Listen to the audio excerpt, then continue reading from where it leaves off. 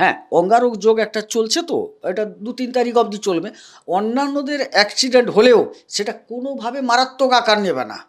কথাটা খুব বোঝো। অ্যাক্সিডেন্ট যোগ ৩ জনে। তো একটা মানুষের ভাগ্য যদি আধ্যাত্মিকতার জায়গায় গিয়ে পৌঁছায়, হুম, তো তাহলে সেই মানুষটার তো ভাগ্য মানে কি, তার জীবনের বাকি সবকটা দিক, তাই না? তিনি গাড়ি কিনবেন কিনা এই মুহূর্তে, তিনি গাড়ি নিয়ে ছুটে বেড়াবেন কিনা, তিনি মানুষের সাথে যেচে গুজে যোগাযোগ করতে যাবে। লিটিগেশন তৈরি হবে এই সময়কালে। আচ্ছা, যাদের জন্মছকে ধরো কোন কোন গ্রহগুলি খারাপ থাকার ফলে বহুবার চাকরির পরীক্ষায় বসেছেন, হুম, কিন্তু শেষ পর্যন্ত চাকরিটি হাতে জোটেনি। হুম, হুম। আজকের মূল ভিডিও শুরু করার আগে আপনাকে আপনার রোজগারের একটা উৎস জানাই। আপনি চাইলে এই রুদ্রাক্ষের মালা এবং 1 থেকে 21 মুখী পর্যন্ত রুদ্রাক্ষ, অরিজিনাল নেপালি রুদ্রাক্ষ নিয়ে আপনার নিজের এলাকায় আপনি বিজনেস করতে পারেন। যাদের অলরেডি দোকান আছে, যে কোনো ধরনের দোকান আছে, আপনারা সেখানে রাখতে পারেন। এটা আমি আপনাকে দেখানোর জন্য এখন নিয়ে এলাম আর কি। নইলে আপনি যখন পাবেন এটা ক্লিনিং করে, ল্যাব টেস্ট করে, সার্টিফিকেট সহ প্যাকেজ করে, সুন্দর প্যাকেট করে আপনার কাছে আমি পাঠাবো। কেমন? কিভাবে বিজনেস করবেন, একেবারে যারা নতুন তারা ভাবছেন, গাইড দিয়ে দেবো আপনাকে। নাম্বার আছে, যোগাযোগ করুন, কথা হবে। নমস্কার, নর্মদে হর। শিবকন্যা মা নর্মদাকে প্রণাম জানিয়ে শুরু করছি আজকের এই আলোচনা। আজকের আলোচনাতে ভেতরে যাব, তার আগে একটা ছোট্ট কথা আপনাদের কাছে রাখতে চাই। প্রত্যেকটা মানুষ চায় যে তার জীবনে তিনি বৃদ্ধি করুক, অর্থনৈতিকভাবে, জ্ঞানের জায়গায় তিনি অনেক কিছু পেতে চান। প্রত্যেকটা মানুষ চায়, কিন্তু পায় কি? পায় না। বরং ভালো কিছু পাওয়ার তুলনায় খারাপ কিছু পেয়ে যায়। যেমন আপনারা অনেকে অ্যাক্সিডেন্ট পেয়েছেন। এবার বলবেন যে অ্যাক্সিডেন্ট তো হতো, অ্যাক্সিডেন্ট তো একটা দুর্ঘটনা, তো ও তো হতেই পারে, বা রাস্তায় বেরোলে তো হবেই। না, জ্যোতিষশাস্ত্র এই জায়গাটায় আপনার ভুল ভাঙাবে। কোন কোন নক্ষত্রের জাতক জাতিকা তারা অ্যাক্সিডেন্টের কবলে পড়েছেন, আপনারা তো আপনাদের নক্ষত্র জানেন, আপনারা মেলাবেন আজকের আলোচনায়। এই যে গোচরকালীন জায়গা থেকে 9টি গ্রহ যেখানে যেখানে অবস্থান করে আছে বর্তমান সময়ে, তারা কি কি কাজ আপনাকে করতে বলছে পুরস্কার দেওয়ার জন্য। তারা আপনার জন্য ভালো গ্রহ। আর যে গ্রহগুলো খারাপ, তারা আপনাকে বলছে যে আমি কিন্তু এই খারাপ ফলটি দেব। আপনি সজাগ হবেন কিভাবে? আমরা আলোচনা করব তো আপনাকে সজাগ করার জন্য, ওটাই আমাদের কাজ। যারা পুরো জীবনের নিরিখে সজাগ হতে চাইছেন ভালো এবং খারাপ ফলের দিক থেকে, তারা তাদের হাতের ছবি, জন্ম তারিখ, জন্ম সময় এগুলো দিয়ে হোয়াটসঅ্যাপে যোগাযোগ করবেন। তার আগে চলুন আমরা মেলাই। যদি আমরা মেলাতে পারি, আপনি যোগাযোগ করবেন আমাদের সাথে, তাই না? আপনি চ্যানেল সাবস্ক্রাইব করে নিন। আমার প্রথম প্রশ্ন, যেটা দিয়ে আমি ওনাদের সাথে মানে কথাবার্তা বলছিলাম আর কি, যে কোন কোন নক্ষত্রের জাতক জাতিকা তারা দুর্ঘটনার কবলে পড়েছেন আর কারা পড়েনি। আচ্ছা, মূলত অশ্লেষা নক্ষত্রে যাদের জন্ম তারা দুর্ঘটনার কবলিত হয়েছেন। বাকি যে দুটো নক্ষত্র, বাকি দুটোর ক্ষেত্রে খুব বেশি সমস্যা দেখছি না।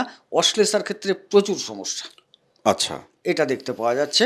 যে অশ্লেষা নক্ষত্রে যাদের জন্ম তাদের ক্ষেত্রটা খুবটা আমার চোখে একটু ভালো ব্যাখ্যা লাগছে। চাই আমার। হ্যাঁ, অশ্লেষা নক্ষত্রে যাদের জন্ম হয়েছে সেক্ষেত্রে বর্তমান নবতারা চক্র বিচার যেটুকু বলছে, রাহু বদ তারায় বসে গেছেন, মানে নিধন তারায়, এবং রাহু বর্তমান অষ্টমে বসে আছেন, একে অষ্টমে, উপরন্তু নিধন তারায়। সেক্ষেত্রে অ্যাক্সিডেন্টটা স্বাভাবিক, তাদের ক্ষেত্রেই বেশি প্রাবল্য পেয়েছে এবং তাদের প্রচুর রক্তপাত হয়েছে। হ্যাঁ, অঙ্গারক যোগ একটা চলছে তো, এটা 2-3 তারিখ অবধি চলবে। অন্যান্যদের অ্যাক্সিডেন্ট হলেও সেটা কোনোভাবে মারাত্মক আকার নেবে না। কথাটা খুব বোঝো। অ্যাক্সিডেন্ট যোগ 3 জনেরই আসছে, কিন্তু কারুর ক্ষেত্রে একদম মারাত্মক, কারুর ক্ষেত্রে সাবধানে একটু পড়ে গেল, কোনো রকম বেরিয়ে গেল, কোনো ক্ষতিটা হলো না, বা দৈহিক ক্ষতিটা হলো না, যান্ত্রিক ক্ষতিটা হয়তো হয়ে গেল, দৈহিক ক্ষতিটা হলো না। সাধারণত দৈহিক ক্ষতিটা দেখতে পাচ্ছি, যান্ত্রিক ক্ষতিটা দেখতে পাচ্ছি অশ্লেষার ক্ষেত্রে। আচ্ছা, এনাদের জায়গা থেকে আরেকটু ধরো, অনেকে নক্ষত্র জানে না, কিন্তু তিনি তার জন্ম ছকটা কোথাও থেকে হয়তো বিচার করিয়েছিলেন বা অনলাইনে দেখেছে বিভিন্ন সাইটে যে এই গ্রহটি এই জায়গায় বসে আছে, তো ওনার জন্মছকের সাথেও একটু মেলানো তো যাবেই নিশ্চয়ই। হ্যাঁ, যে বললাম তো। জন্মছকে কোন গ্রহ ওনার অ্যাক্সিডেন্টের কারক এবং তিনি কোথায় বসে আছেন ওনার জন্মছকে, তাই অ্যাক্সিডেন্ট সে ছোট হোক, মাঝারি হোক আর বড় হোক, গ্রহগত জায়গা থেকে এবার একদম, আমাকে একদম। বলো, ওনাদের সাথে মেলাতে হবে। আচ্ছা, অষ্টমে বা দ্বাদশে রাহু উনাদের বসে আছে জন্মছকে। জন্মছকে। আচ্ছা। আর মঙ্গলকে অবশ্যই ষষ্ঠ, অষ্টম, দ্বাদশে যে কোনো একটা জায়গায় থাকতে হবে এবং নক্ষত্রটা খারাপ পেতে হবে। আচ্ছা, বেশ। বাকি আপনাদের সাথে মিলল কিনা আপনারা কমেন্ট বক্সে লিখবেন। দ্বিতীয় কেতু, এনাদের কেতু কি দেবে আর কেতু কি চাইছে এপ্রিল মাসের নিরিখে, সারা জীবনের জন্য কিন্তু নয়, কেননা সারা জীবনের জন্য গোচরের তো কেতু আর দ্বিতীয় বসে থাকবে না। তো কেতু কি করতে বলছে, আচ্ছা, তাহলে কেতু কি দেবে, কেতু কি করতে বলছে, তাহলে কেতু কোথা থেকে রক্ষা করবে। আচ্ছা, এক একটি বলি। প্রথমত কেতু বলছে বাক্যকে সংযত করো, তুমি সুস্থ শরীর পাবে। বাক্যকে সংযত করো, সুস্থ মন পাবে। শ্বশুরবাড়ির সাথে সম্পর্কের উন্নতি হবে, না হলে বাক্যের কারণে, কথাটা বুঝলে, শ্বশুরবাড়ির সাথে সম্পর্কের অবনতি হবে। এবারে খাদ্য বলছে তুমি এমন কিছু খাদ্য খাও যেটা শরীরের পক্ষে উপযোগী, প্রয়োজনীয়, সহজ পাচ্ছ, না হলে কিন্তু শরীরটি খারাপ হবে খাদ্যের কারণে। তাইলে বাক্য গেল, খাদ্য গেল। শ্বশুরবাড়ির সাথে সম্পর্ক ভালো রাখতে বলছে কেতু, ইঙ্গিত দিচ্ছে যে তোমার খারাপের সম্ভাবনা প্রবল, তুমি আপাতত ভালো রাখার চেষ্টা করো। যে কোনো কুটুম্বদের সাথে সৎ ব্যবহার করার চেষ্টা করো, এই ইঙ্গিত দিচ্ছে। না হলে তিনি দেখাচ্ছেন আমি যে এখানে বসে আছি, আমি এই জায়গাগুলো বুঝতে পারছি খারাপ হচ্ছে, খারাপ হবে। মানে তিনিই তো ইঙ্গিতটা দেবেন যে তিনি খারাপের জায়গায় বসে আছেন, মানে উপলব্ধি করছেন যে এর খারাপ হবেই। শ্বশুরবাড়ির সাথে অবনতি ঘটবে, কুটুম্ব বন্ধুদের সাথে সম্পর্কের অবনতি ঘটবে, এ কিছু খাদ্য এমন খাবে যে খাদ্যটা খেলে এর ক্ষতি হবে, এমন কিছু বাক্য ব্যবহার করবে যে বাক্যটা এর ক্ষেত্রে ক্ষতিকারক হবে। সুতরাং তিনি কি বসে কি ইঙ্গিত দিচ্ছেন, এইগুলোই তুমি মার্জিত হও। দেখো, আমি একদম টু দা পয়েন্টে যাচ্ছি। দ্বিতীয় কেতু বসে থাকার জায়গা থেকে এই খারাপ বাক্যটাক্য যেগুলো বলছো আমি ওদিকে যাচ্ছি না। আচ্ছা। ওটা তুমি কি বলছো ওনারা তোমাকে কমেন্টে উত্তর দেবে। এনারা অনেক কথাবার্তা গোপন করছেন, বরং সেই গোপনীয়তার কারণে সম্পর্ক, একটা মানুষকে তো সম্পর্ক ঘিরে থাকে। আমি কর্কট লগ্নের জাতক জাতিকা, আমি জাতক একজন কর্কট লগ্নের। আমাকে ঘিরে যে সম্পর্কগুলো আছে আমি সেখানে কথাবার্তাকে গোপন করছি। আমি ভাবছি যে ওটা পরে বলবো, কিন্তু ওটা বলিনি বলেই খিচুড়িটা পেকেছে এবং যে খিচুড়িটা পুড়ে যাচ্ছে, অথচ আমি বলছি না না আমি পরেই বলবো। মানে আমি গোপন রাখছি বেশ কিছু কথাবার্তা, কিছু ইভেন্ট, আমার মনের ভাব, যে কারণে সম্পর্কের অবনতি হচ্ছে, সে শ্বশুরবাড়ি হোক আর পাড়া প্রতিবেশী আশেপাশে যারা আছে সবারই সাথে।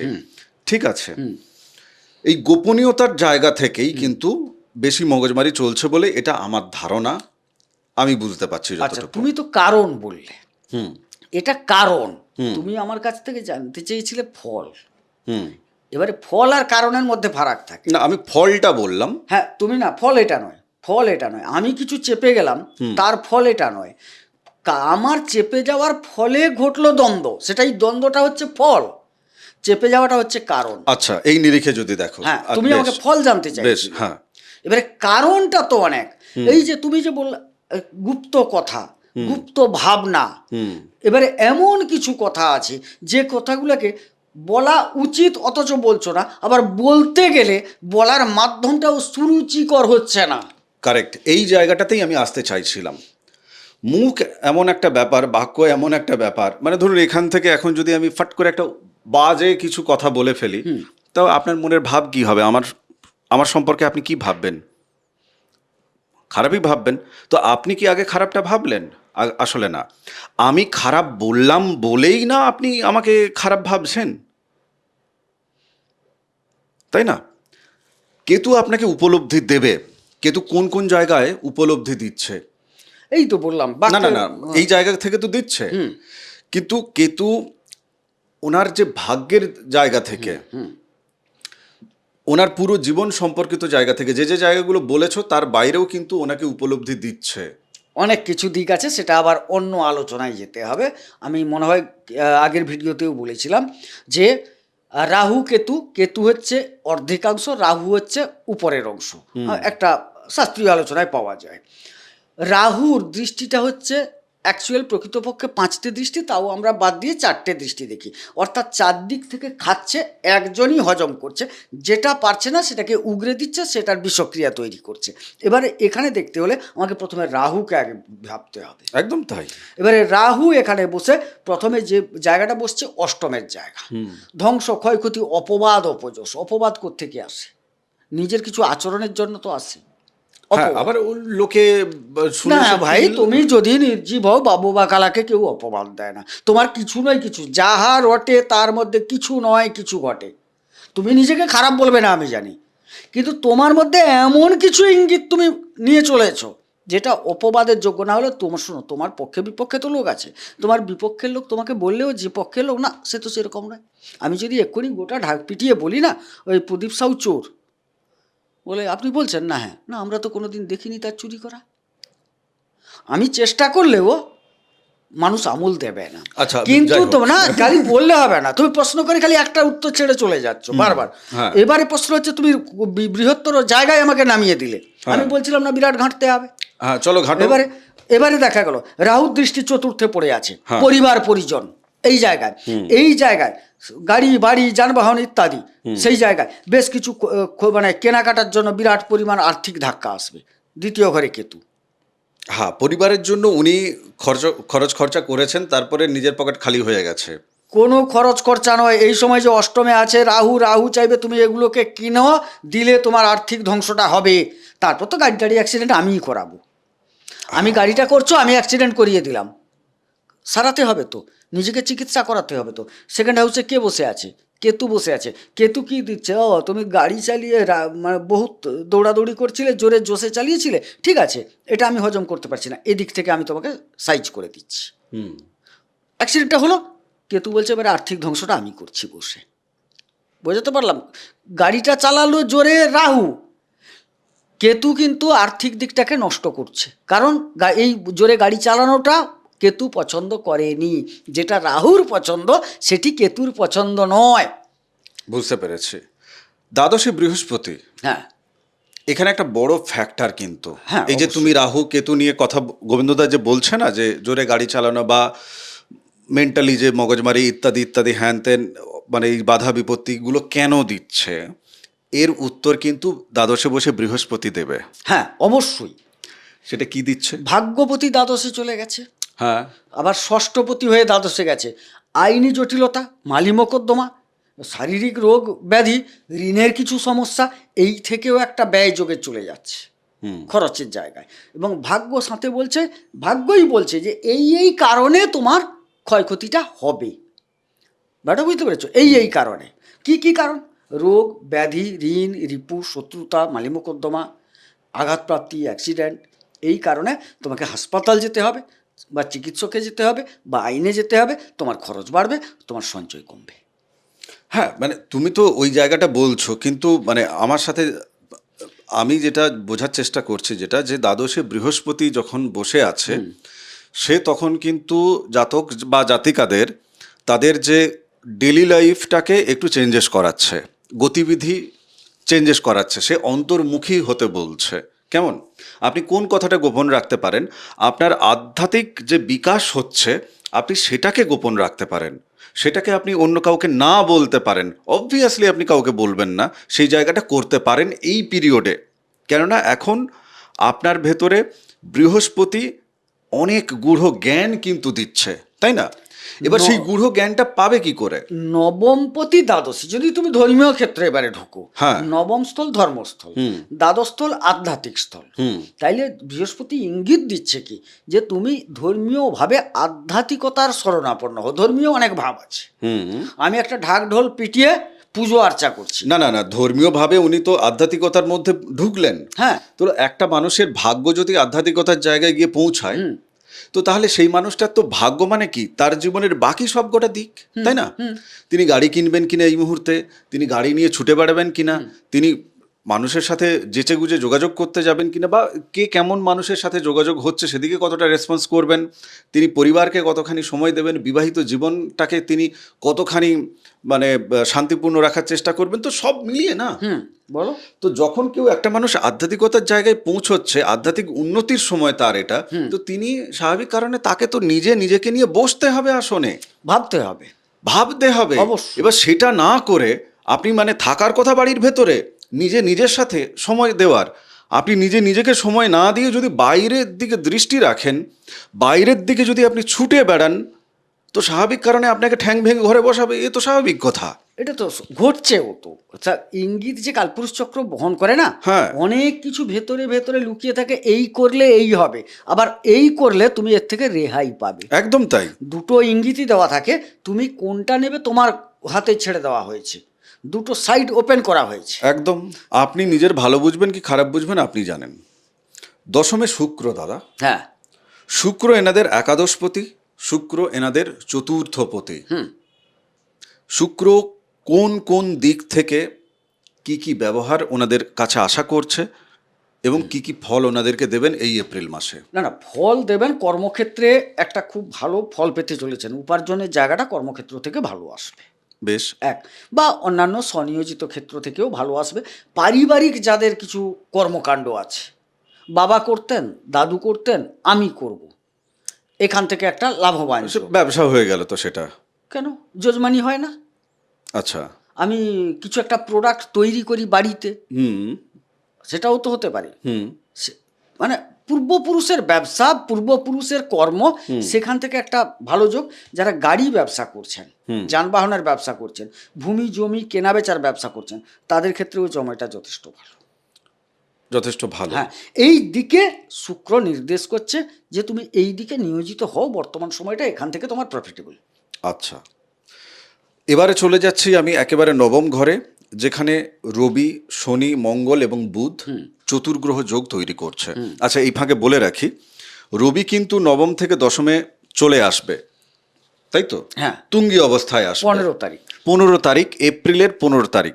আমরা তুঙ্গি রবিকে নিয়ে, রবি যেহেতু আপনাদের দ্বিতীয় পতি, তো তুঙ্গি রবিকে নিয়ে আমরা কিন্তু আপনাদের জন্য এপিসোড তৈরি করেছি, যেখানে কেতু বসে আছে রবির ঘরে। তো এই এপিসোড আপনাদের জন্য কিন্তু খুব ভাইটাল। এটা এপ্রিল মাসের জন্যই তৈরি করেছি, আসবে এপিসোড। হ্যাঁ, নবমে চতুর্গ্রহ যোগ, কি কি ফলাফল ওনার জীবনে পেতে চলেছেন উনি। আচ্ছা, উচ্চশিক্ষায় যারা ব্রতী আছেন, পড়াশোনা করছেন, তাদের ক্ষেত্রে সময়টা যথেষ্ট ভালো দেখতে পাচ্ছি আমি। চাকরি পাওয়ার ক্ষেত্রে? আচ্ছা, চাকরি পাওয়ার ক্ষেত্রে তো বললাম, চাকরির ক্ষেত্রে তো শুক্র তো অলরেডি উপার্জনপতি দশমে আছে, আর দশমপতি সেকেন্ড হাউসের অধিপতি নবমে বসে আছে। অনেক কিছু ভালো যোগ। আর 15 তারিখের পরে চাকরি প্রাপ্তির যোগটা আরও একটু সাবলীল হবে এবং ভালো হবে ওই জায়গাটায়। আচ্ছা, মঙ্গলও যেহেতু নবমে বসে আছে, মানে ব্যক্তিগত স্তর থেকে গ্রহগুলি পঞ্চমপতি নবমে গেছে, পঞ্চম এবং দশমপতি নবমে। তার মানে কি, কর্ম যারা করছেন তার সফলতা ভাগ্য দেবে।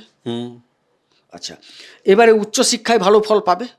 উপার্জন ক্ষেত্র শুক্রের ক্ষেত্র থেকে ভালো আসছে। ভাগ্যের সহায়তা ও কর্মক্ষেত্রে একটা পরিবর্তন, উন্নতির দিক শোপিত করছে ওইখানে।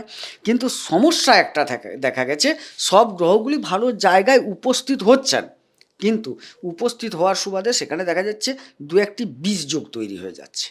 এইটা 15 তারিখের পর যতটা সুফল পাবেন, 15 তারিখের আগে ততটা সুফল আসবে না। আচ্ছা, 15 তারিখের আগে এই 20 যোগের কারণে, মানে এখানে শনি রবি 20 যোগ তৈরি করছে আর শনি মঙ্গল 20 যোগ তৈরি করছে, তো 15 তারিখের আগে তুমি সাবধান বাণী একটু দাও।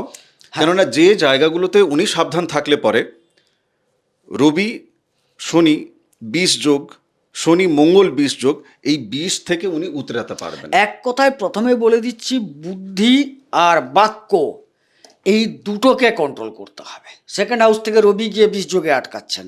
সেকেন্ড হাউস হচ্ছে বাক্যের জায়গা, খাওয়া দাওয়ার জায়গা ইত্যাদি। সেই জায়গা দুটোকে প্রথমত কন্ট্রোল করতে হবে। বেশ, মানে বসের সাথে আচরণগত দিক থেকে। কারণ এখানে দেখা যাচ্ছে নবমপতি দ্বাদশে চলে গেছে। নবমপতি কিন্তু বস সব সময়, তার সাথে কোনো রকম সমস্যা, লিটিগেশন থেকে দূরে থাকতে হবে। তবে গিয়ে কিন্তু তার উন্নতি।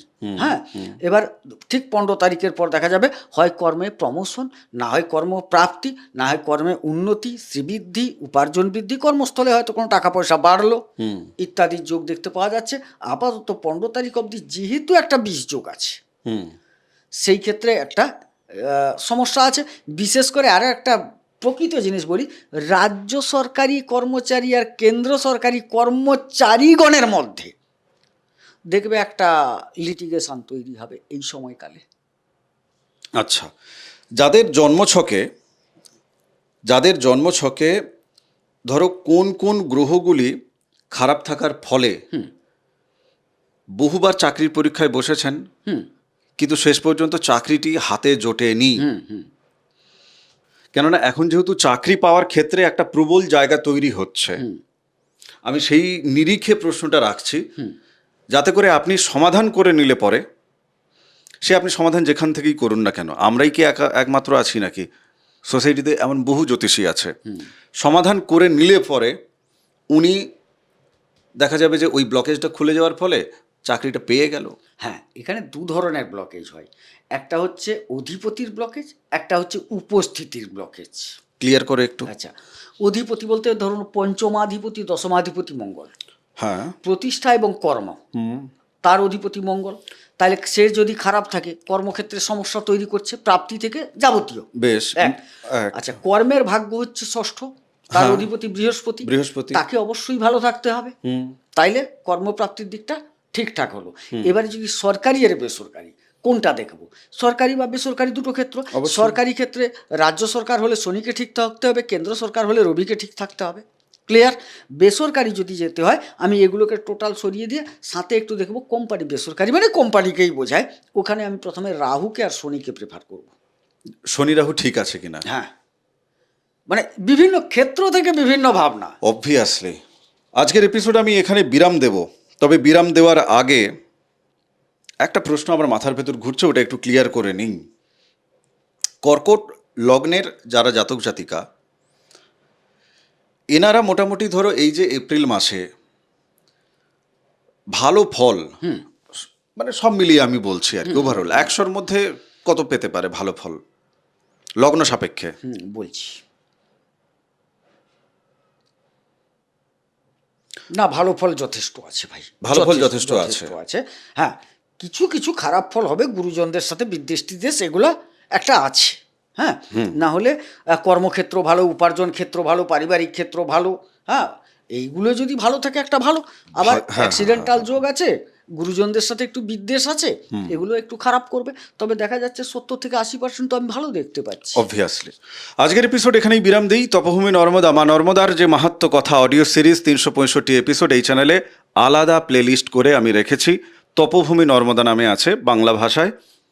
বহু মানুষ শুনছেন মা নর্মদার মাহাত্ম্য কথা, আপনিও শুনতে শুরু করুন। দ্বাদশে আপনার বৃহস্পতি আছে আর দ্বিতীয় কেতু আছে, ওই দুটো জায়গা আপনি আরও ভালোভাবে রিয়েলাইজ করবেন। এখানে তো অল্প সময়ের এপিসোড, এখন লম্বা সময় এপিসোড তো করা সম্ভব না। যাদের মনে হচ্ছে যে না আমি একটু আমার হাতটা দেখিয়ে নিই গোবিন্দদাকে দিয়ে, জন্ম তারিখ জন্ম সময়টমি দিয়ে একটু দেখে নিই সারা জীবনের নিরিখে যে আমাকে কোন ছন্দে যেতে হবে, কেননা আমার এই গ্রহগুলি ভালো আছে আর এই গ্রহগুলি আমাকে ওই পথে যেতে বারণ করছে, যে পথটা অন্ধকারের পথ। যাদের ইচ্ছে হবে হোয়াটসঅ্যাপ নাম্বার আছে, আপনি যোগাযোগ করবেন, লিখবেন গোবিন্দবাবুর সাথে কথা বলতে চাই, হোয়াটসঅ্যাপে লিখবেন, আমার থেকে রিপ্লাই পেয়ে যাবেন। বাদবাকি কথা হয়ে যাবে গোবিন্দদার সাথে। ভালো থাকুন, সুস্থ থাকুন, ভক্তির পথে থাকুন। প্লিজ চ্যানেল সাবস্ক্রাইব করে নিন আর বাকিদের সাথে এপিসোড শেয়ার করুন। নমস্কার, নর্মদে হর। নর্মদে হর।